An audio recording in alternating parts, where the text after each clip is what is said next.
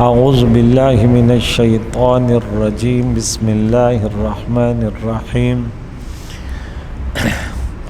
ووقع القول علیہم بما ظلموا فهم لا ينطقون صدق اللہ العظیم۔ سورہ نمل آیت نمبر 84 ہو کہ مناظر بیان کیے جا رہے ہیں، اور اللہ کریم فرماتا ہے اور ان پر ان کے ظلم کی وجہ سے ووقع القول علیہم بما ظلموا، ان کے ظلم کی وجہ سے کیا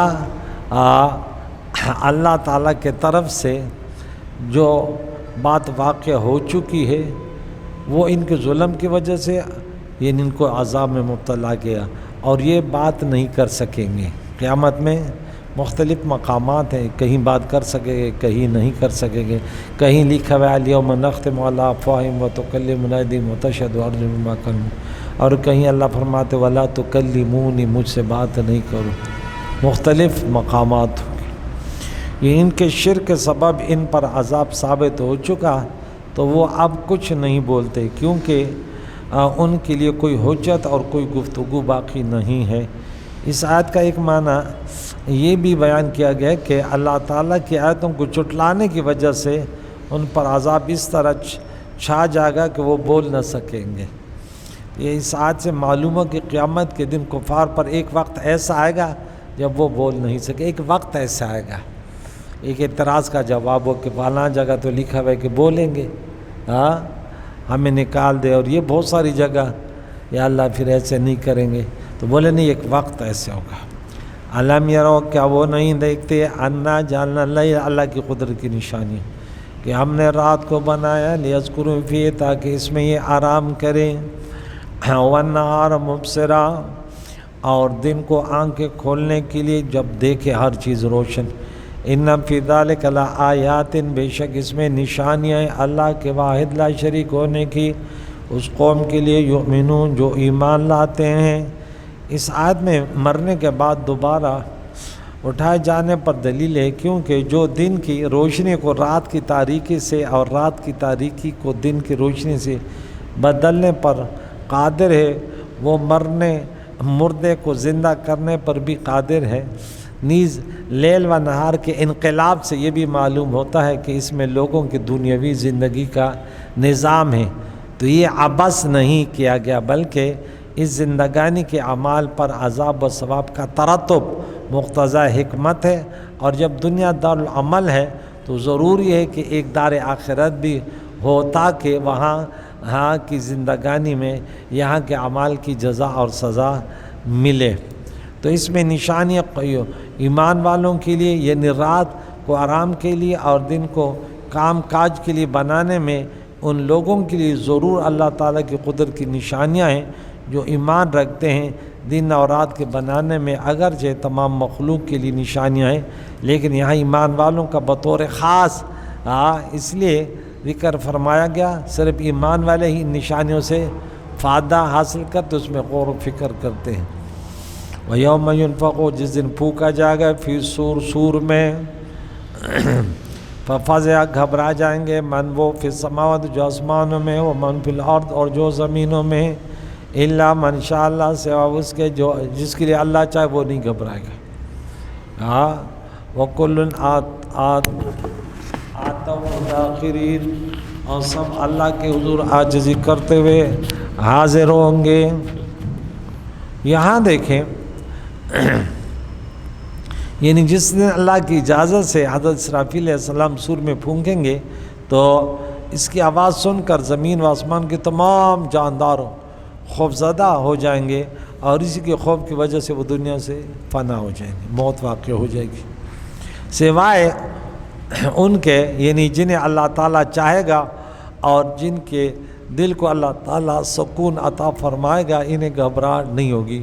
ابو ہریرہ رضی اللہ عنہ سے مروی ہے کہ یہ لوگ شہداء ہیں جو اپنی تلواریں گلوں میں حمائل کی عرش کے گرد حاضر ہوں گے۔ عبداللہ بن عباس رضی اللہ عنہ فرماتے ہیں یہ وہ لوگ شہداء ہیں اس لیے کہ وہ اپنے رب کے نزدیک زندہ ہیں، انہیں اس وقت گھبراہٹ نہ پہنچے گی۔ ایک قول یہ ہے کہ سور پھونکنے کے بعد حضرت میکائیل اور حضرت اسرافیل اور حضرت عزرائیل علیہ السلام ہی باقی رہیں گے، اور سب اللہ کے حضور عاجزی، یعنی قیامت کے دن سب لوگ موت کے بعد زندگی کیے جائیں گے اور حساب کی جگہ اللہ کے حضور عاجزی کرتے ہوئے حاضر ہوں گے۔ یہاں دیکھیں ایک آیت آپ کو یاد ہوگی، ہم نے سورہ انبیاء میں آیت نمبر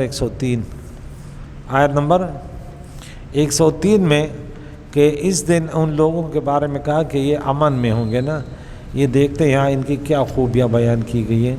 یہاں تو انہوں نے بولا یہ ہیں کہ جو خوفزدہ نہیں ہوں گے الا من شاء اللہ کا نا۔ یہاں دیکھتے ہیں کہ سورہ انبیاء میں کیا فرمایا، یہ ہے یہاں یہ فرمائے کہ سب جو ہے جہنم میں وارد ہیں گے۔ انکم ما تعبدون من دون اللہ حسب جہنم، جس کو تم اللہ کے سوا پوجتے ہو سب جہنم میں جائیں گے، ٹھیک ہے، اور تم اس میں جاؤ گے۔ اگر یہ تمہارے خدا ہوتے تو یہ جہنم میں نہ جاتے۔ اور وَكُلٌّ فِيهَا خَالِدُونَ لَهُمْ فِيهَا زَفِيرٌ وَفِيهَا مَا لَا يَسْمَعُونَ، اور اس میں وہ رینگیں گے، رینگتے ہوئے جیسے یہ بدترین آوازیں کریں گے اور اس میں سنیں گے نہیں۔ لیکن ان الذین سبقت لهم من الحسنى، بے شک وہ جن کے لیے ہمارا وعدہ بھلائی کا ہو چکا ہے، اولئک عنہا مبعودون۔ اب کوئی کہتے عیسیٰ علیہ السلام کسی نے خدا کا، اس کو فرشتوں کو، تو کیا اس میں بھی جائیں گے؟ کہتے ہیں نہیں، ان کے وہ نہیں جائیں گے۔ لا یسمعون حسیسا، وہ اس کی بھنگ نہ سنیں گے، اور وہ ان کے لیے وہ ہیں جو اس میں جائیں گے ہمیشہ۔ یہ دیکھیں لا یحزن فزع، یہ ان لوگوں کے بارے میں کہا، انہیں یہ فزع اکبر سب سے زیادہ خوفناک دن جو ہے وہ انہیں غمزدہ نہیں کریں گے، سے فرشتے ملیں گے، بولی یہ وہ دن ہے جس کا تم سے وعدہ کیا گیا۔ تو کچھ لوگ گھبرائیں گے نہیں، کیونکہ دنیا میں گھبرا چکے، اللہ سے گھبراتے تھے، خوفزدہ تھے۔ اللہ نے فرمایا مجھ سے ڈرو، یعنی نافرمانی نہیں کرتے تھے، اچھے کاموں کے بجاوری کے لیے جدوجہد کرتے تھے، تو اس لیے وہاں پہ اب خوف ہو ولا خوف علیہم ولا هم یحزنون۔ وَتَرَى الْجِبَالَ تَحْسَبُهَا جَامِدَةً وَهِيَ تَمُرُّ مَرَّ السَّحَابِ، آپ پہاڑوں کو دیکھتے آپ سمجھتے ہیں کہ یہ بڑے مضبوط ہیں، منجمد ہیں، جمے ہوئے ہیں، اور وَهِيَ تَمُرُّ، یہ چلیں گے، مَرَّ السَّحَابِ جیسے بادل چلتے ہیں۔ اور سنو اللہ الذی، اللہ کریم فرماتا ہے یہ اللہ کی کاریگری ہے، اتقن کل شیء، جس نے ہر چیز کو مضبوط کیا، انہ خبیر بما تفعلون، بے شک وہ تمہارے کاموں سے خبر رکھنے والے۔ اس آیت کا معنی ہے کہ سور پھونکنے کے وقت پہاڑ اپنی جسامت کی وجہ سے دیکھنے میں تو اپنی جگہ ثابت اور قائم معلوم ہوں گے، اور حقیقت میں وہ بادلوں کی طرح انتہائی تیزی سے چلتے ہوں گے۔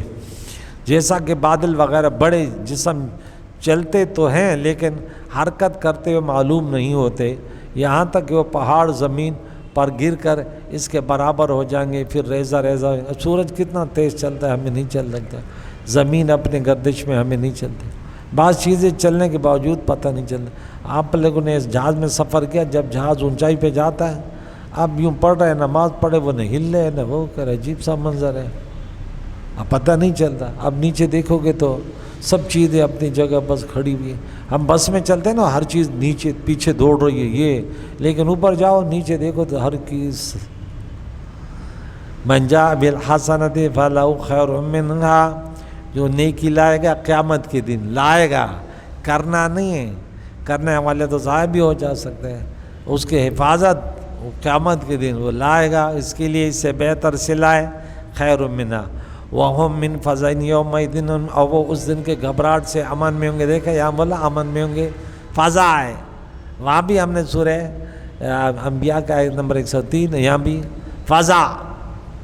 وَمَنْ جَاءَ بِالسَّیِّئَةِ، جو گناہ لے کر آئے یعنی مشرک ہوگا، شرک، فَكُبَّتْ وُجُوهُمْ فِي النَّارِ، ان کے چہرے آگ میں الٹے کر دیے جائیں گے۔ حل تجزون، تمہیں بدلہ نہیں دیا جاتا، الا ما کنتم تعملون، مگر وہ جو تم کرتے۔ اللہ کسی پر ظلم نہیں کرتا۔ نیکی سے مراد کلمہ توحید کی شہادت ہے۔ بعض مفسرین فرمائے کہ اس سے مراد عمل میں اخلاص ہے، اور بعض نے کہا کہ اس سے مراد ہر وہ نیکی ہے جو اللہ تعالیٰ کے لیے ہو۔ آیت کا خلاصہ یہ کہ جو نیکی لائے اس کے لیے اس سے بہتر صلہ یعنی جنت اور ثواب ہے، اور وہ نیک لوگ قیامت کے دن کی اس گھبراہٹ سے امن و چین میں ہوں گے۔ جو عذاب کے خوف کی وجہ سے ہوگی اس کو نہیں ہوگی۔ یاد رہے کہ یہاں جس گھبراہٹ کا ذکر ہے وہ اس گھبراہٹ کے علاوہ بھی. اور جو برائی لے کر آئے کہتے بعض گھبراہٹ ہے بعض میں ہے نہیں ہے، تو بعض ایسے ہوں گی کہ وہ مختلف اس کی اللہ کے نبی نے فرمایا ایک وقت ایسے ہوگا کہ وہاں سب پر گھبراہٹ ہوگی، بعض حالات ایسے ہوں گے جس میں نہیں ہوگی. یہاں سیئات سے مراد جو ہے شرک ہے. تو آیت کا خلاصہ یہ ہے کہ جو شرک کے حالات میں مرے گا اس کو اوندے منہ آگ میں ڈالا جائے گا، اور جہنم کے خازن اس سے کہیں گے کہ تمہیں تمہارے شرک اور گناہوں کا ہی بدلہ دیا جاتا ہے. انما امرت ان اعبد رب هذه البلدة التي حرمها. اللہ کے نبی نے فرمایا کہ مجھے یہی حکم ہوا ہے کہ میں اس شہر یعنی مکے کے رب کے، اس شہر کے رب یعنی مکے کے رب جو اس نے یہ شہر بنایا اس کی عبادت کروں، جس نے اس کو حرمت والا بنایا. الذی حرمہا وَلَهُ كُلُّ شَيْءٍ، ہر چیز اللہ ہی کے لیے ہے. وہ امر تو مجھے حکم ہے ان اکون من المسلمین کہ میں فرمان برداروں میں سے ہوں. قیامت کے دن ابتدائی واقعات اور قیامت قائم ہونے کے بعد کہ چند احوال بیان کرنے کے بعد اللہ تعالیٰ نے پیارے نبی سے فرمایا کہ آپ فرما دیجئے مجھے تو یہی حکم ہوا ہے کہ میں اس شہر مکے کے رب کی عبادت کروں اور اپنے عبادت اس رب کے ساتھ خاص کروں. بعض چیزوں کے نام اضافت تشریفی ہوتی ہے، ورنہ ہر چیز کا رب ہے، رب العالمین بھی تو ہے، جس نے اس حرمت والے پیارے شہر کو بنایا، اس پیارے حرم کو بنایا کہ وہاں نہ کسی انسان کا خون بہایا جائے، نہ کوئی شکار مارا جائے، اور نہ وہاں کی گھاس کاٹی جائے، اور ہر شے حقیقی طور پر اسی کی ملکیت ہے. وَلَهُ كُلُّ شَيْءٍ، اور اسی ملکیت میں اسی کا کوئی شریک نہیں. اور مجھے یہ حکم ہوا ہے کہ فرمانبرداروں میں سے رہوں. آیت میں مکہ مکرمہ کا ذکر اس لیے ہوا کہ وہ حضور علیہ السلام کا وطن اور وہی نازل ہونے کی جگہ ہے. ایک خاص وجہ سے ایک خاص فضیلت ہے. وَأَنْ أَتْلُوَ الْقُرْآنَ، اور مجھے یہ حکم ہوا ہے کہ میں قرآن کی تلاوت کروں. وہاں کتنے آیتوں میں ہم نے پڑھا، کل بھی صبح کے درس میں تھا یتلو علیہم آیاتی اتلو ما اوحی الیک، جا بجا. آج کل ایسے لوگ بھی ہیں وہ کہتے تلاوت میں صرف تلاوت میں ثواب ہی نہیں، ایک نئے بدعتی رہے. آج بھائی عبادت تلاوت الگ عبادت ہے، عمل الگ عبادت ہے، سمجھنا الگ عبادت ہے، صرف اس کو دیکھنا بھی عبادت ہے. یار کیسی باتیں کر رہے. فمن اہتدی، تو جو ہدایت پایا فإنما یہتدی لنفسہ، ہدایت کا فائدہ اس کے لیے ہوگا، اپنے نفس کے لیے سیدھے راستے پہ چلتا ہے، اللہ کو تو ضرورت نہیں ہے نا. ومن ضل، جو بھٹک گیا فقل انما انا من المنذرین، تو آپ کہہ دیں انا من المنذرین، میں ڈرانے والوں میں سے ہوں بس. وقل الحمدللہ، فرما دو تمام تعریف اللہ کے لیے. سیریکم آیاتی، عن قریب تمہیں اپنی آیتیں، یعنی جو عذاب کی نشانی ہے، مختلف توجیحات ہیں اس کے، تم اس کو پہچان لو گے کہ اللہ کریم نے سچ فرمایا.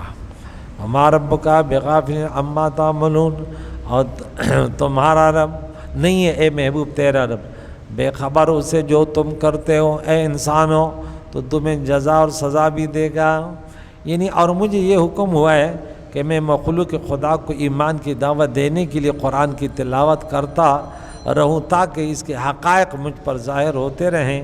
تو جس نے حضور علیہ الصلاۃ والسلام کی اطاعت کر کے ہدایت پائی تو اس نے اپنے ذات کے لیے ہی ہدایت پائی، کیونکہ اس کا نفع اور ثواب وہیں پائے گا.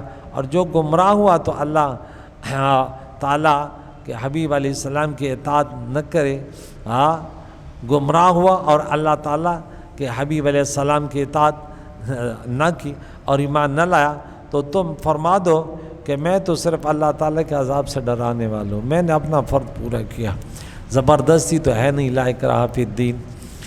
اور میرے ذمہ داری اللہ تعالیٰ کا پیغام پہنچانا تھا. وما علیہ، ہم کہتے ہیں الا البلاغ.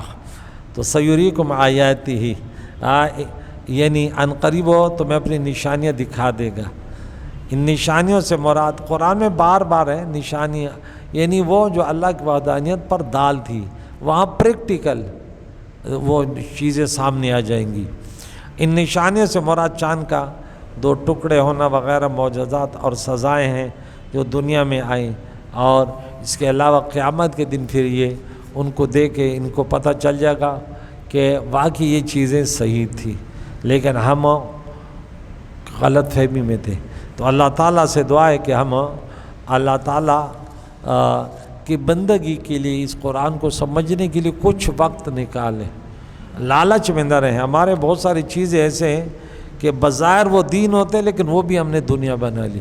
کچھ نیک لوگ ہوتے ہیں بظاہر وہ دنیا دار ہوتے ہیں لیکن اندرونی طور پہ وہ دیندار ہوتے ہیں. یہ آپ لوگوں نے اچھی طرح سوچا ہوگا کہ کچھ بظاہر دیندار ہیں, اندرونی ان کی نیت ہے وہ دنیا داری کے ہیں. مثال کے طور پر اگر میں امامت کروں, یہ سوچ رہا ہوں کہ بھائی گھر ملا ہوئے وہ بھی ملا ہوئے, کسی طریقے سے پیسے جمع کر دوں, تو یہ دینداری تھوڑی ہے. میری سوچ یہ ہونی چاہیے کہ لوگ جو غلط ہیں ان کو دعوت دوں کہ غلطی نہیں کرو, جو اچھے ہیں ان کی تعریف کروں کہ دیکھیں تمہیں آج کیا سنا کہ جو نیک لوگ ہیں وہ دنیا میں بھی پرسکون ہوتے ہیں. الا بذکر اللہ تطمئن القلوب, وہاں بھی ان کو سکون ہوگا. اٹھیں گے تو نیک لوگوں کے ساتھ منٹوں میں محشر میں جمع بھی ہو جائیں گے, اور وہاں حوض کوثر کا پانی بھی ملے گا, عرش کا سایہ بھی, ہر جگہ کامیابی کامیابی کامیابی کامیابی. جیسے کوئی انسان بڑا قابل ہو, یونیورسٹی میں اس نے ایسے مدرسوں میں ایسے وقت گزارا کہ جب موقع آیا نوکری کو تو کہتے ادھر آئے, کہتے ادھر اس آپ کی تو تلاش تھی. تو یہ, اور بعض ایسے ہوتے ہیں وہ آپ سفارش لیتے ہیں, رشوت دیتے ہیں, کہتے ہیں یار کوئی نوکری ملے گی, پھر اس کے لیے کہ نوکری.